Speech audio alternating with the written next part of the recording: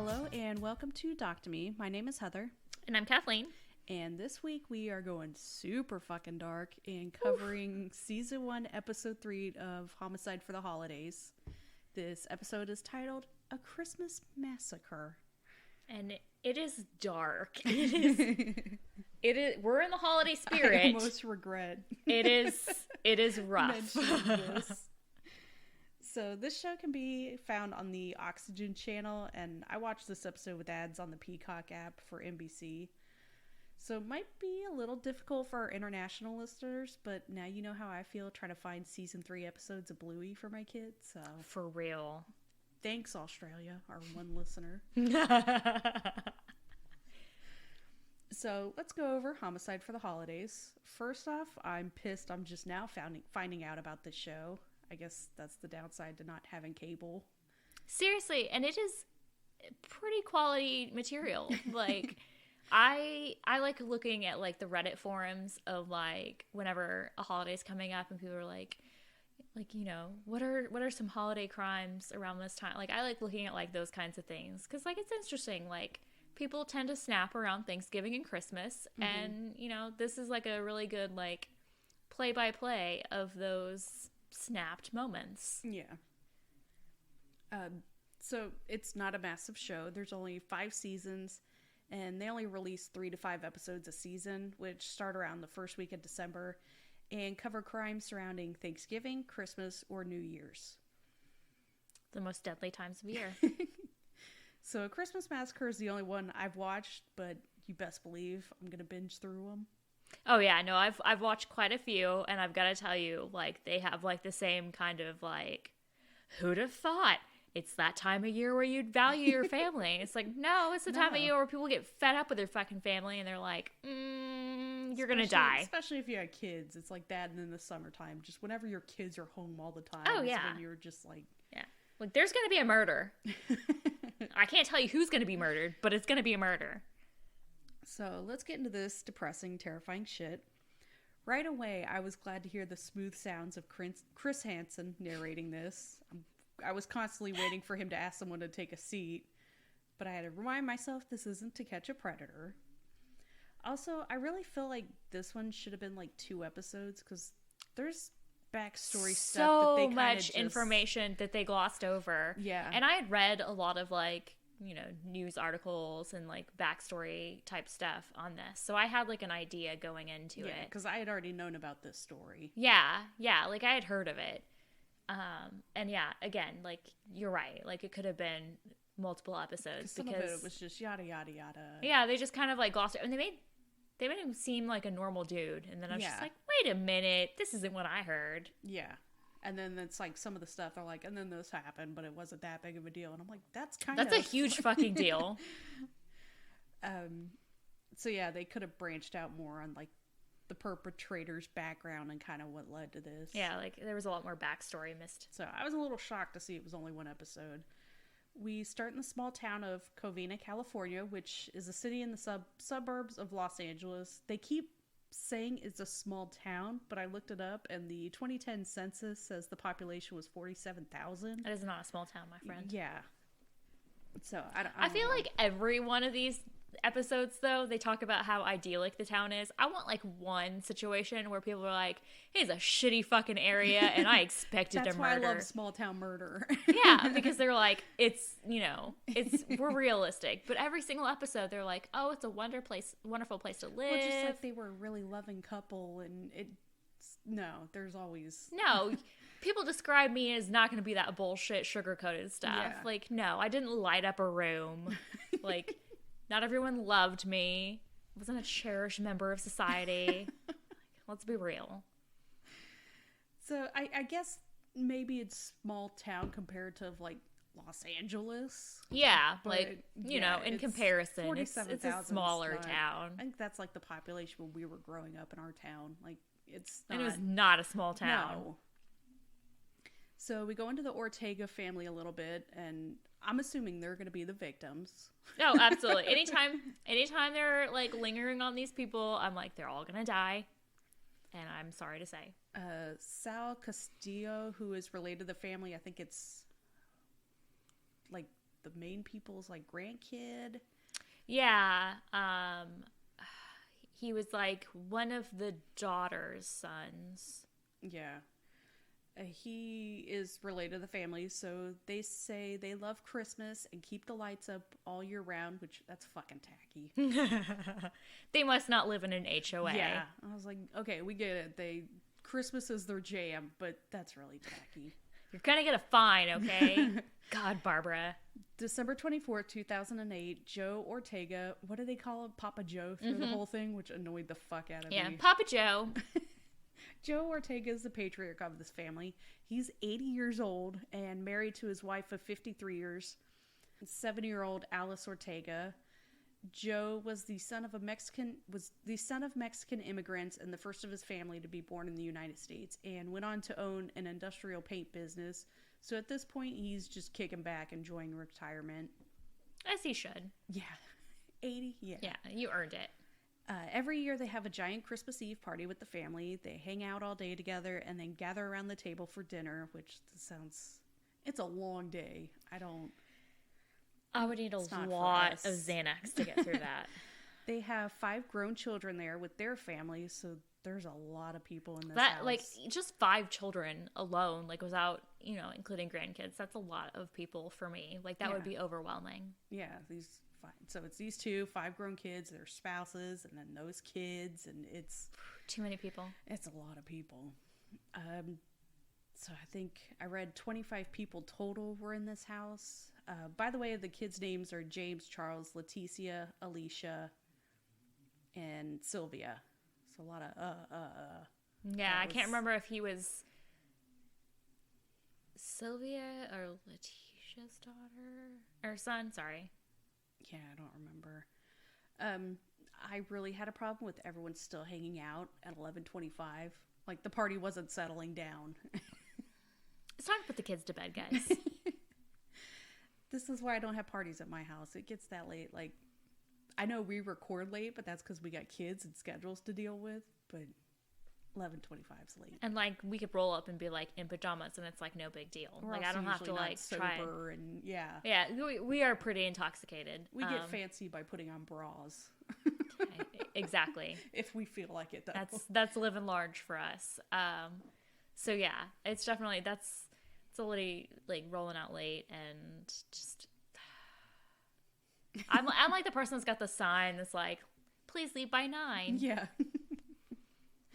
So it's 11:25. Everyone's still having fun until the doorbell rings. Leticia's 8-year-old daughter answers the door, and I hope you had the same reaction that I did. Yeah, like, what the fuck? My Why kids is a are kid trained, answering like, the door? You answer the door, someone could steal you. If you hear that doorbell, you shut the fuck up, turn the lights off.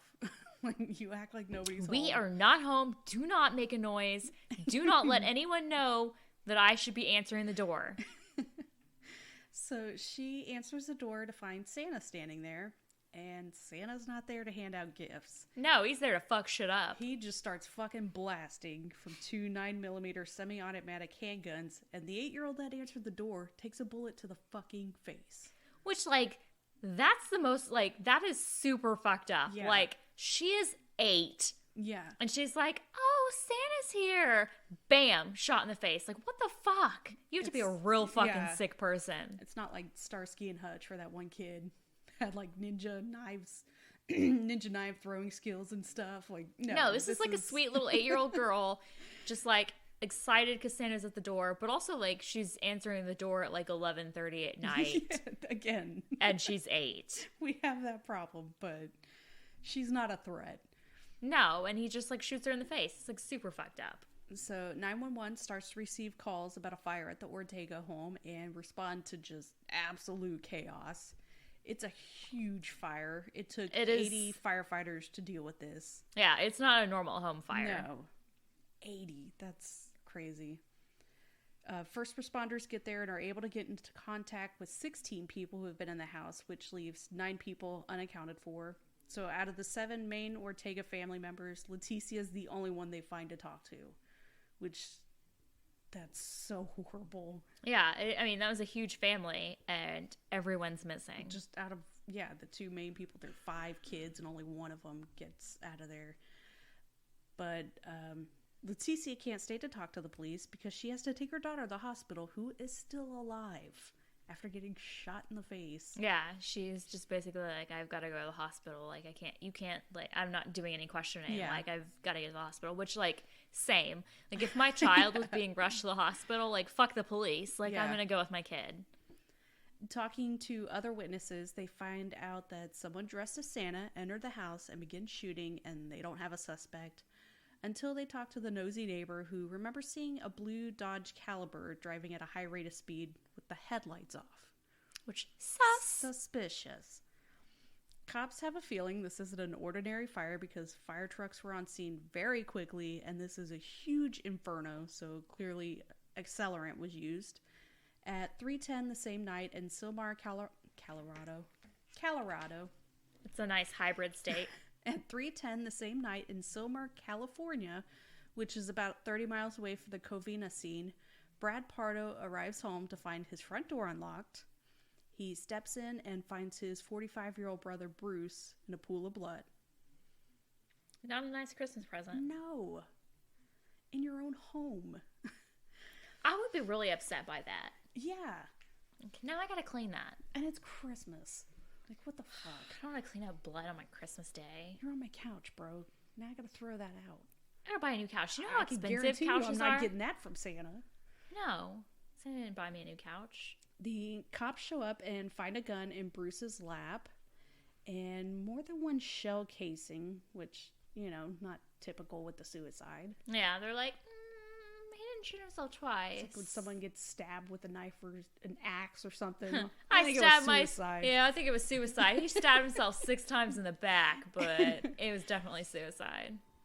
So back at the first scene, it's Christmas morning, and I'm sure there's a lot of people angry about missing out on Christmas to work this crime scene. It can't be fun. No, but props to them. I don't think they're going the JonBenet Ramsey route and just sending, like, the B team in. No, you need the A team for this shit. It's like 9 people missing and a fucking huge house fire that decimates the place. They need the A team. They start pulling out bodies, and due to the intensity of the fire, identification has to be done with x-rays and dental records. So we have Alice, Joe, Charles, his wife, Sherry Lynn, James, his wife, Teresa, Sylvia, Alicia, and her 17-year-old son, Michael. It's sad a 17-year-old died.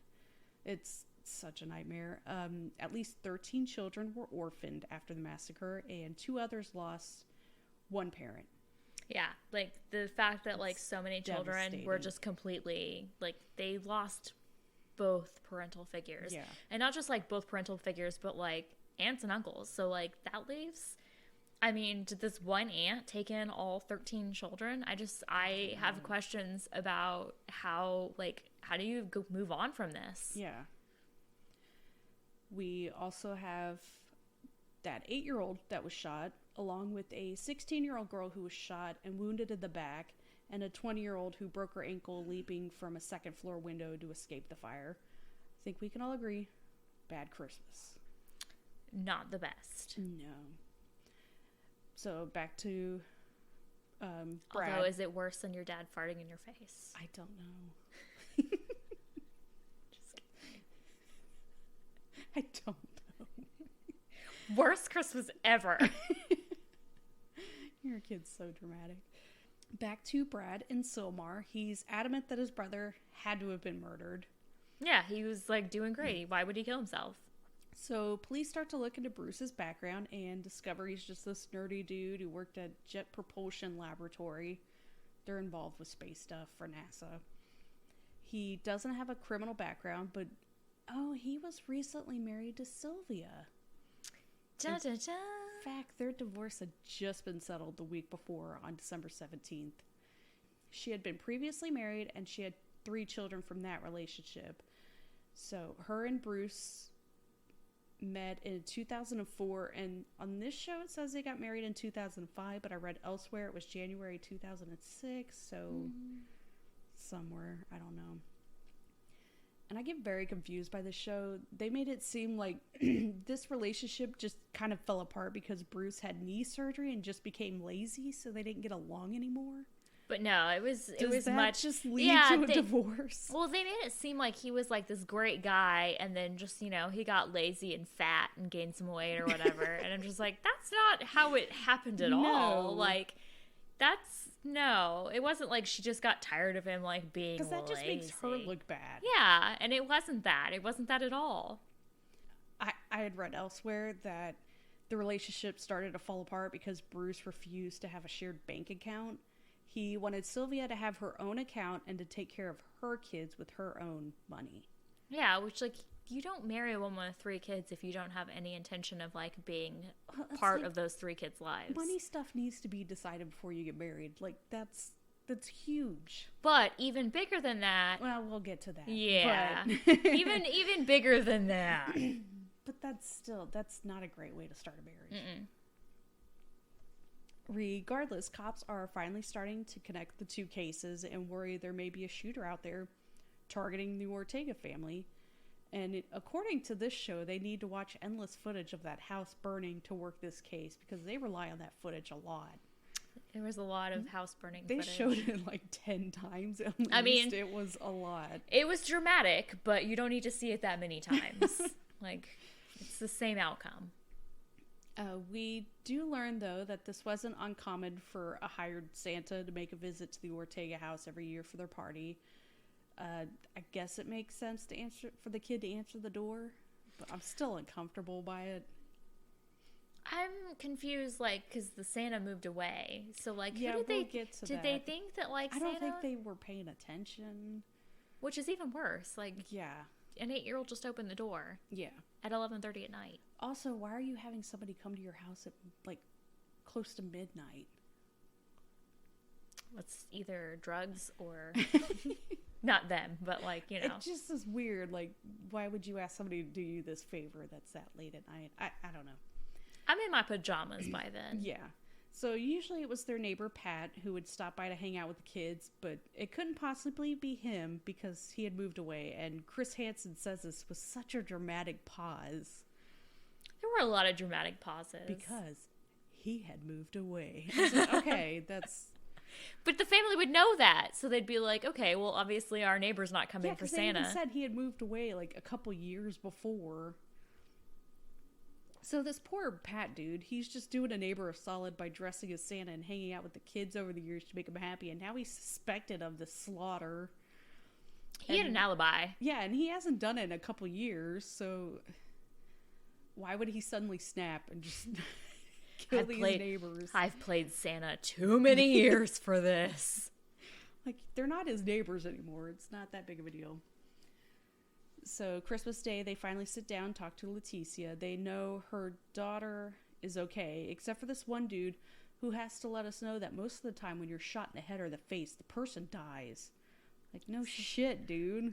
Like, it's usually a pretty fatal wound. That's why it's a big deal when they say somebody got shot in the face. Like, I think he might have been a journalist, so he's just trying to be dramatic. It's not like getting shot in, like, the leg or like the stomach. Most people get shot in the face or the head dies. I was like, okay. Why do you think people commit suicide by shooting themselves in the face? So Leticia says despite the Santa disguise, she believes the shooter was her ex-brother-in-law, Bruce Pardo. Dun dun dun. And I love that they remind us he doesn't have a criminal background, like that really means anything. Yeah, like people don't snap every day. Okay, I know plenty of scumbags who don't have criminal backgrounds. Yeah, it just means they didn't get fucking caught. Yeah, it means nothing.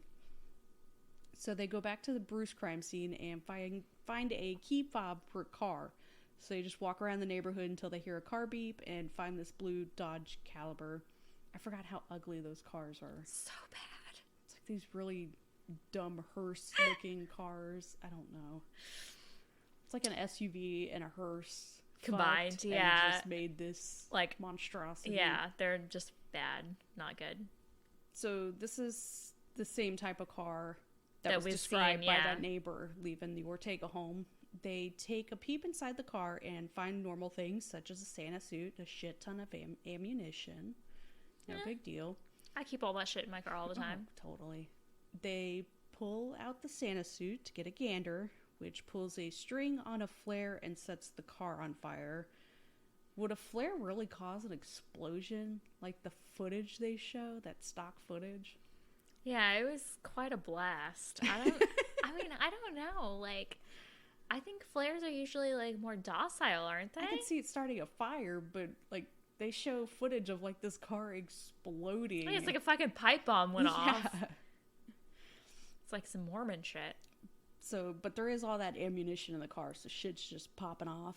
They do tell us no one was hurt from the explosion, which confused me based on that explosion footage. Yeah, it was... And so I looked it up, and it was because they used a robot to pull out the suit. Because they figured, oh, there's all this ammunition and stuff. There might be a bomb in here. That's pretty smart so thinking. It was really dramatic. Like, nobody was hurt. I was like, yeah, you used a robot. Was the robot okay? Yeah, I want to know about the robot. Like, did he get a boo-boo? Like, did they have to fix them? Yeah, how do you go about fixing them? Or you just get a new one? Is there a place that repairs them? There has to be, like, a repair shop. God, what was that one movie that we watched where the guy builds the robots, like, after, like, basically, like, a doomsday? And he's, like, building the robot to take care of his dog. God, that was a fucking depressing-ass movie. Oh, my God. What was that? Oh, my God. I'll have to think of it after, but, like, you have to watch it. I sobbed. Why do I want to watch that, then? Because it's such a touching movie. I watched Sing again, so I've already had my sob movie this week. I don't know what it is. The end of that movie just every time makes me cry. I was like, God damn it, if the dog dies in this, I'm going to fucking kill everyone. And then the dog doesn't die, so you can I'm be sure like... the dog's dead in real life, though. I'm sorry. It's a newer movie, Heather, okay? The dog's not that old. It can't be. It's like a 2020 movie. The dog got COVID and died. I'm sorry. Dogs can't die! All right. Just drink some more. All right. Okay. So the car is gone, but they can at least tie it to Bruce and tie it to the Ortega scene. So they take a look at the Not to mention, Santa suit. They take a look at the autopsy report on Bruce, and it tells them a lot. They talk about how he had gunshot residue on his hands, and he has pretty severe third-degree burns all over his hands and arms. They were extensive. So clearly this is our shooter, and he killed himself. There's no second shooter. He also has parts of the Santa suit melted onto his clothes and skin, which makes me sick. Like the pictures, I'm just like, oh. Just thinking of trying to pull that off your melted skin. Oh yeah, like it's like rough enough, like pulling a Band-Aid off. Like, that's just every like time, melted into your flesh. Every time I hear about this story, I just think of pulling that Santa suit off. Just like slow and just like. But they're still curious as to why he would kill himself and not even leave a note. You would think with this whole crime there would be some type of manifesto or something. They find another vehicle linked to Bruce in Pasadena that's not booby-trapped, but is filled with some surprises. Uh-oh. It's filled with his computer and a bunch of things that would indicate he was going on a road trip to Mexico. There's like a Spanish guidebook. They're curious as to why this car is parked where it is, and they discover it's 500 feet away from the home of Sylvia's divorce attorney. Uh-oh. So clearly he had some more devious plans in mind. They talked to the attorney and learned that Bruce had a kid that Sylvia knew nothing about until she was looking over his tax returns and saw that he claimed the kid. Which, what the fuck?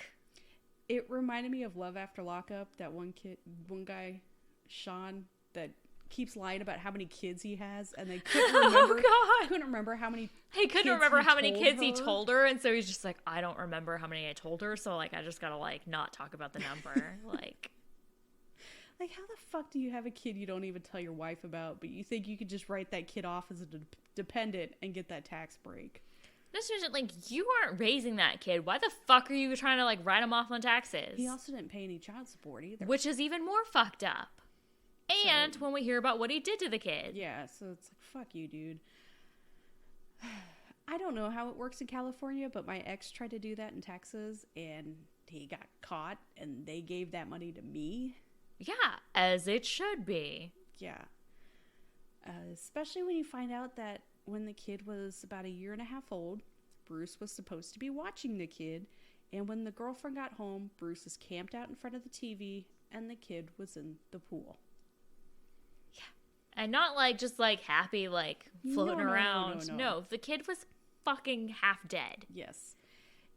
The child survived, which is crazy, but he was left with lifelong damage to his brain and had to use a wheelchair. What does he do? Oh, yeah, he just leaves. Yeah, he just bails. Yeah, never talks to him again. So Bruce, total piece of shit, doesn't acknowledge this kid who was injured because of him. Yeah, he literally, like, almost killed this child and doesn't pay child support, doesn't, like, communicate with it, like, just, like, completely... Doesn't even tell his wife that he has a kid. Just, like, bails out and but thinks it's, like, no big deal. I'm gonna get the tax breaks, no big deal. Like, I have this kid... Like, I would have fucking left his ass, too. I probably would have fucking killed him. Like, how, like, it's one thing to be heartless and, you know, not acknowledge, or, like, not being a part of your child's life. It's another thing to, like, disable that child for life and then, like, leave that all on the mother and not even acknowledge it to your new wife. Like, how do you just pretend that you never had a child? Yeah. So, again... Just Not because you guy. don't have a criminal background, it means shit. Yeah. Still a shitty guy. So, yeah, Sylvia finds out Bruce has a kid that he doesn't even acknowledge after letting this kid drown, and that's definitely the last straw for her, and she divorces him. And the cops also discover Bruce was fired from his current job for fraudulently billing clients for hours he didn't work. Not a good guy. Yeah, so thief and shit dad and husband, but it's definitely a motive for the Ortega murders. They get a search warrant on Bruce's house and basically find the whole plan on his computer. They said the computer was in the car, but then they talked about getting a search warrant for the house. So I don't know. I was confused by that. Like, did he take it with? I would imagine he'd take it with him. Like, why would you leave your whole plan like at the home computer? I was confused by it. They also discover a little workshop in this small building out back. They refer to it almost like a studio apartment. Which I was like, if you need money, just rent that out. Yeah. There's bomb-making tools, and they're able to figure out what started the fire. Bruce basically made a flamethrower. Obviously, it wasn't a great flamethrower, but that's still absolutely insane. Yeah, like, just the logic behind this, there was none. Like, so the one kid they're interviewing, Sal, is just heartbreaking. He said his only wish is that he hadn't run out of the house, but would have tried to stop Bruce, which, dude, you have to know you couldn't do anything. No, you did what you could. Like, saving yourself and being able to, you know, testify and... Like, tell your story, here's what happened. Yeah, it's a grown man that has guns and plenty of ammunition. And clearly has no problem shooting a child in the face. Like... Literally a child. Like, and it was so sad how they kind of lingered on that whole, like, as he's, like, breaking down about how, like, he regrets jumping out the window and saving himself, and just, I mean, which I think a lot of people have, like, survival guilt, and it's a common thing, but he did what he could. Yeah. So the plan was for Bruce to dress up as Santa and show up late because he knows from firsthand experience that's what the family does every year. Which is fucked up. Yeah. I can't imagine he was, like, a super involved part of Christmas every year. I feel like he was dragged along. Yeah, and, like, nobody wanted him there, and he was just kind of, like, a pain in the side. That's why I'm saying this should have been, like, more than one episode. Like, yeah, they could have dived deeper. I feel like there could be a whole documentary just on this. Yeah. I wonder if there's been a Dateline. Yeah, I was about to say, we're going to have to look at this. I want to hear Keith Morrison talk to this guy, talk about this guy being a piece of shit. So he wheels in a flamethrower disguised as a present, and once the girl opens the door, he just starts shooting everyone. Once that's done, he starts with the flamethrower and somehow fucks up and sets himself on fire. I guess he sprayed some of the accelerant over a candle.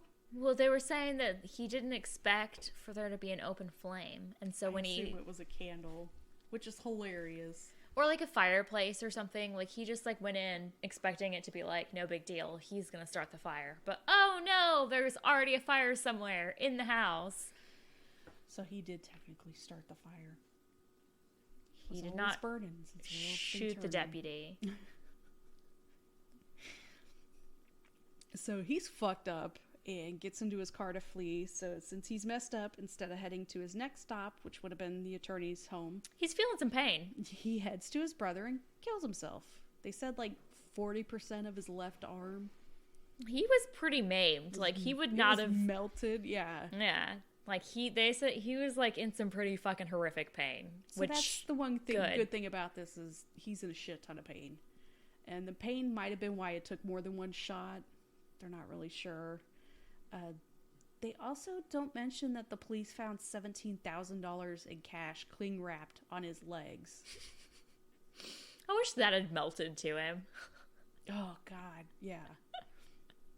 So he was clearly planning to flee. But which, again, like, I know I read in one of the stories that he was, like, upset because, like, she took him to the cleaners or some shit like that, which, like, what the fuck ever, like. Well, she got $10,000 out of the divorce, and then she was getting spousal support, which ended when he got fired for stealing. Yeah, like, he had 17,000. He had a great job. Money strapped to his body, like, I mean, I'm not walking around with that kind of shit, like how much could she have like done damage to your life? Like he was just fucking like psycho and bitter and just a fucked up individual. Like, but that's the end of the story. I'm sorry. I just get so mad. I know, because he's such an asshole. He really is. He's like a real piece of shit. Yeah. And they like. And I don't like the fact that they kind of made him seem like he was like a nice, decent guy through the whole. Saying. Like they made him or her seem like the bad person, that he was lazy after getting knee surgery. And it was like, no, he was a piece of shit. He hid an entire fucking child from her. Well, he married this woman and then expects her to pay for her own kids that are living with him. Yeah. You don't marry someone with 3 children if you don't plan to be a part of those children's lives. Well, he's not even a part of the one kid he has. So. Which, I mean, I am proud of her for, like, being like, fuck you, you're a piece of shit, I'm gonna leave. Yeah. I hate that it ended in the way that it did. Yeah. And I think that's, like, a huge thing, like, people don't realize is, like, when you're leaving and right after you've left is, like, the most dangerous time for, like, you know, battered and abused women. And I mean, they didn't really talk about like him being abusive other than like financial abuse, but like you never know, like it comes out of nowhere. He seemed like a not psychotic man until he was this guy with a college degree working at these like amazing places until he snapped and he fucking killed him, just like absolutely out of nowhere. He shot a fucking 8-year-old in the face. Like, I have an 8-year-old, and I can tell you, like, looking at her cute little face. I mean, sometimes you want to slap her, but I mean, you don't even do that. I call her a bitch behind her back, because she is sometimes. But I could never even, like, God, I can't even bring myself to, like, hit her. Like, I haven't spanked her ever, like, because she's just so damn cute. How do you, on Christmas, as a Santa... You're dressed as Santa. How do you shoot an 8-year-old in the face? Like, I can't fathom it. But he doesn't have a criminal background. He doesn't have a heart either. The man does not have a heart. Like, that man is in hell. Fuck you, Bruce. Seriously. Glad you were in pain in those Fuck you, Bruce. Minutes of your life. I'm glad that your flamethrower ruined your plans and you didn't get to go on and live some fantastic life in Mexico. Living it up on the beach. Like, I'm glad that your fucking skin got burnt and melted and you died because you were a fucking coward. So, Merry Christmas. Happy New Year. This will be the last episode of the year because we're taking off next week, which we've been very consistent with episodes. We really have. I'm really proud of us. Go us. We need a break. We got kids. Just need a week to just shut our brains off. Not think about murder.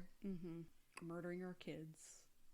I mean, it is holiday and there's no school, so no promises. All right. Well, talk to you next year. Bye. Bye. Thank you for listening to Doc to Me. The opening music is by Twisterium. For comments or suggestions, we can be reached by email at doctomepod@gmail.com. Find us on Twitter at doctomepod and find a link to our Facebook group in the show notes. Thank you.